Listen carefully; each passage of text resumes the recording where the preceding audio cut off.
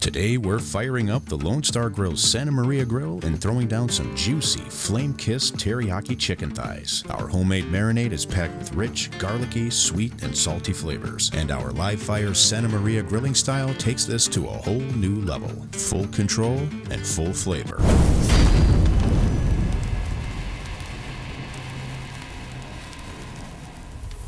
For our marinade, we'll begin with 1/2 cup of olive oil, then 3/4 cup of your favorite soy sauce, 1/4 cup Worcestershire, 1 tablespoon of your favorite steak sauce, 1 tablespoon of ground black pepper, 1/2 tablespoon of lemon juice, a tablespoon of minced garlic, a tablespoon of brown sugar, and a teaspoon of minced ginger. Now stir that up really good and set it aside. We'll be marinating a little over 2 pounds of boneless, skinless chicken thighs today. Now when it comes to trimming chicken thighs, there's a lot of opinions and methods out there, including not trimming at all, but we're just going to remove some of the hard fats from the outside. You can also optionally cut these in half for faster cook times and a little bit more texture on the outside. And once you're done trimming, just get them into a sealed bag with the marinade and then into the refrigerator for a minimum of 2 hours. But if you can go overnight, that'll give you the best results. We'll be firing up our Santa Maria grill for today's cook. Now, if you've never experienced live fire Santa Maria style cooking before, it's just something you've got to try. Not only is it one of the most fun cooking styles